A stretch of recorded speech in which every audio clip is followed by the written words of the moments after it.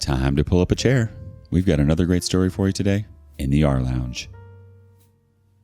If you're attending a wedding, you should always give a gift, right? Well, what happens when you're uninvited? Today on rLounge, the bride and groom can kiss that gift goodbye. Am I the a-hole for taking back a shawl my wife made for a bride-to-be after she was uninvited from the wedding?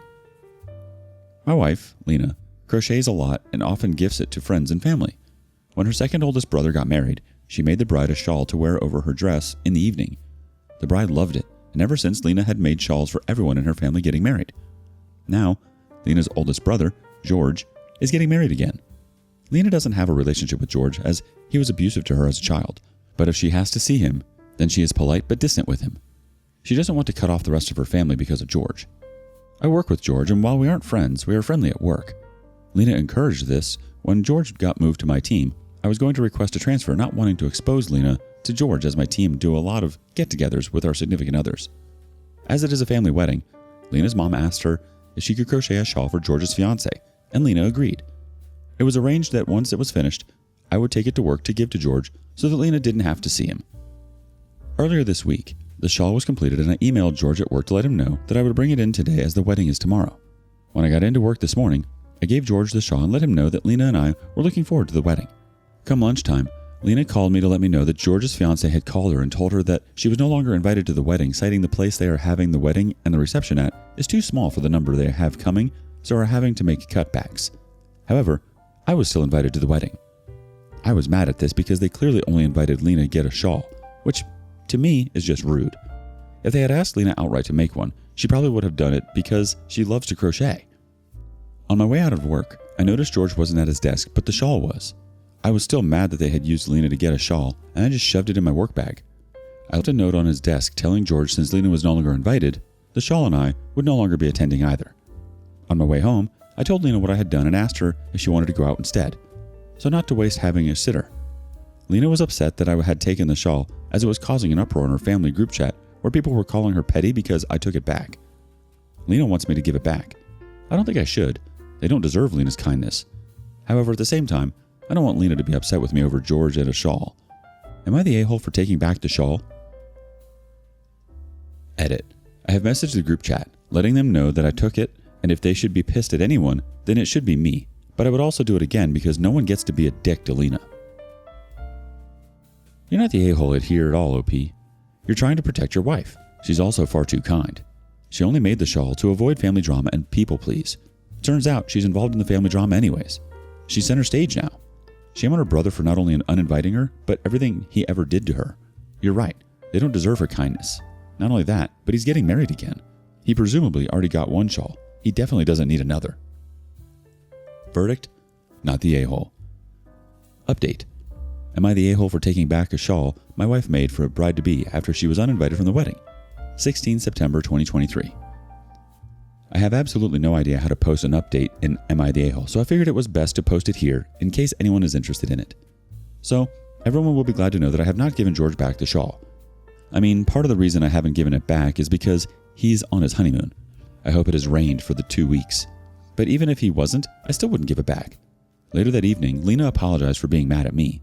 She said that she should have never agreed to make a shawl in the first place and was grateful I had taken it back. Lena and I had a long discussion about her family and how they treat her. I told her that I would always stand up for her when it comes to her family because I will stand strong when she can't.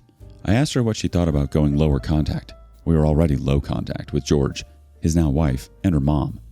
Lena said that she wanted to go no contact with George, his wife, her mom, and to go low contact with everyone else but her second oldest brother and his wife. We'll call them Michael and Sarah. She said she wanted to do this because of how toxic the group chat had become, which she has now left, and has shown me that she has left and deleted the chat. We have both blocked everyone but Michael and Sarah. I'm going to wait a couple weeks before I broach therapy for Lena again. I just want the dust to settle a bit as I don't want her to feel pushed into anything. The story the wife gave Lena about there not being enough space was BS. Michael confirmed that George had told him weeks ago that they were well under numbers for their venue. It was just a crap attempt at a power move. I know some Redditors were concerned about my work life after I took the shawl. I spoke with my manager and told him that Lena had made a shawl for George's wife, but they had given a crap reason for uninviting her to the wedding the day before the wedding, and I took it back. When I told my manager this, he sighed heavily before telling me that he He wished I hadn't taken the shawl because George could make things difficult for me, but that he would have done exactly the same thing because George is a nightmare. I told him that I'd like to move to another team because it wasn't good for Lena to have to be around him. He told me to leave it with him and he would see what he could do. I'd have moved when George was first put on my team, but Lena encouraged me not to, as she didn't want me to rock the boat with her family. I heard back on Monday that I will be getting moved to another team at the end of the week. This other team is desperate for someone, so when my manager reached out to other managers to see if anyone had an internal vacancy, the manager bit his arm off. The day of the wedding, Michael called Lena and asked what our plans had been for the day. Michael knew that Lena wasn't invited to the wedding and rightly assumed I wouldn't go if she wasn't welcome. Lena told him that we had planned to go out for dinner and drinks. Michael told her that sounded like a plan and to text him where we were going for dinner. Michael and Sarah had decided to skip the wedding after seeing the meltdown of George, his wife, and their mom in the group chat. Apparently they continued espousing abuse at Lena even though she had left the group chat. When they only turned on me and our children was when Michael and Sarah decided they weren't going to the wedding at all. They were just going to go to the ceremony after Lena had been uninvited. They messaged George to tell him their flight had been delayed and they wouldn't be able to make it. Their flight wasn't delayed. It was just the excuse they used, and George never responded. Michael had seen George's abuse of Lena firsthand. He had tried to protect Lena where he could, but there was only so much he could do as a child himself and didn't want to be on the receiving end of George's temper either. As an adult, he took the first chance he had to move away from his family while only maintaining contact with Lena.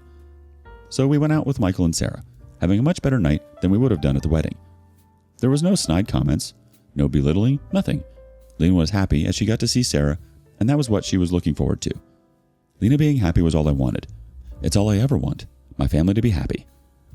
Both Michael and Sarah's phones did keep going off all night as mother-in-law and George kept messaging them angry at their non-attendance, especially after Michael posted a picture of the four of us together having drinks on Facebook with a caption about how he was choosing Lena over George going forward because she doesn't use people to get what they want like George did over a crochet shawl. Michael admitted to me later that he did this to anger George because he'd have a meltdown at the reception and then his in-laws could see what an A he actually is. Given the gleeful messages I got from Michael last week after he had heard back from a cousin who attended, George had a complete meltdown. Lena knows about this post, but she is not comfortable with me posting pictures of her work. She considered unraveling the shawl, but she found it difficult to undo all her hard work, which I understand. It's the very reason I didn't unravel it all myself and tell George it was an IKEA shawl. Well, that and I didn't want to face a mad Lena. After talking with Sarah about what to do with it, she has decided that she's going to keep it, but she will dye it. Michael suggested that she wears it to the family Christmas. We aren't going to see Lena's family at Christmas, so it won't be happening anyway. Michael and I are at the same level of pettiness as I had previously suggested, as some people comment on my original post, that I could wear it to work when George is back. I didn't show Lena many of the comments. She doesn't need to see people calling her a doormat or saying she needs to grow a spine. Those people clearly haven't had their spirit completely broken by the people who are meant to love them unconditionally or were completely cut out of family events. When George graduated from university, Lena was left at home. She was 8 years old and left home alone all day. Christmas was spent mostly in her bedroom because her grandmother didn't want Lena around as her presence would just upset George. Until she was 14, then she would sneak out and spend it with me and my family. Lena was just left out of everything. Her dad used to work away from home a lot, so he had no idea what was going on. He just assumed Lena liked her own space. Not that she would just stay in her room because she was used to being neglected by her family. We have one community comment. As a crocheter, I can understand Lena's pain at the idea of frogging her work, even with the painful association and difficult memories no doubt tied to it now.